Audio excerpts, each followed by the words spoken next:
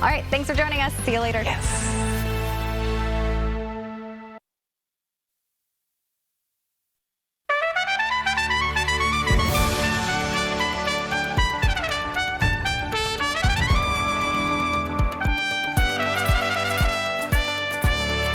Welcome to CBS Mornings, and hello to our viewers on the West Coast. I'm Nate Burleson with Dana Jacobson here in New York. Tony Dokoupil is again live for us on the Polish border with Ukraine. Let's get right to it. Here's today's eye-opener, Your World in 90 Seconds.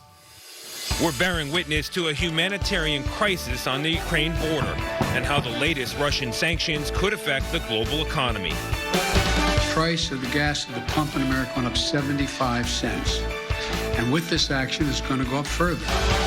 The first rioter tried over January 6th is found guilty. What his wife said after the trial. What would you tell the other people who are still to stand trial? Don't take a plea.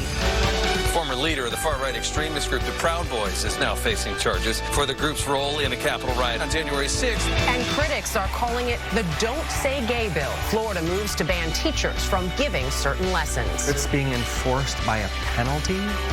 It's a frightening time. Massive news out of the NFL. The Seattle Seahawks trade star quarterback Russell Wilson to the Denver Broncos.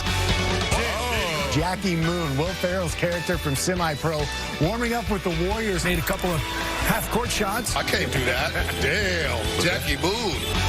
McDonald's, Coca-Cola and Starbucks all temporarily stopped sales in Russia. Some people go for the jugular. America, they go for the McRib.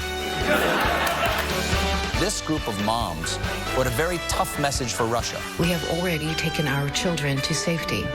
We join the men and the Ukrainian army. Everybody knows don't make moms mad. Moms were built for conflict. They can find anything. They can eat dinner in under 20 seconds, and they know exactly what you're doing, even if you're upstairs and completely silent. If they use Putin's middle name, it is over. Vladimir Vladimirovich Putin, you get down here right now, young man. This morning's eye-opener is presented by Progressive, making it easy to bundle insurance.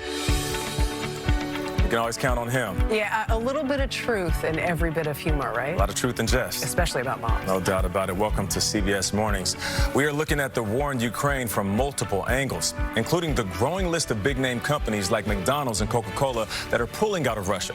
President Biden has also announced a ban on oil and gas imports. We'll talk to an expert about the economic squeeze on Vladimir Putin and what it means for gas prices here at home. And a new bill in Florida banning discussion of gender and sexual identity in some classrooms is getting national attention. Critics call it the Don't Say Gay bill, while supporters claim it's about parents' rights. We'll look at the debate. We have a packed show, but we begin with the worsening humanitarian crisis caused by Russia's invasion of Ukraine.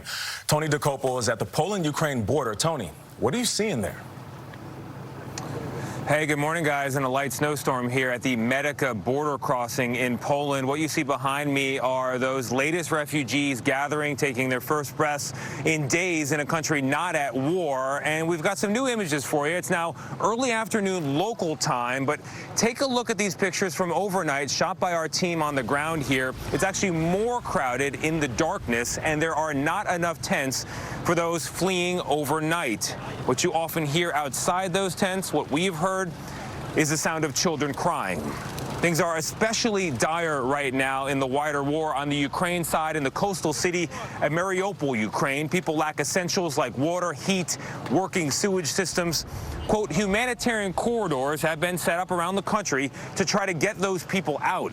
And yesterday, Ukrainian President Volodymyr Zelensky addressed the British Parliament, where he echoed a Winston Churchill speech from early in World War II, saying, quote, we will not give up, we will not lose, we will fight to the end.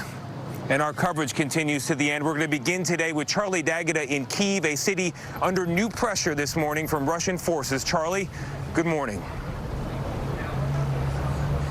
Good morning to you, Tony. We're in Maidan Square in the heart of the capital. A small concert wrapped up moments ago. Of course, many people have already evacuated the city. Some are still taking shelter, but some took advantage of the ceasefire in order to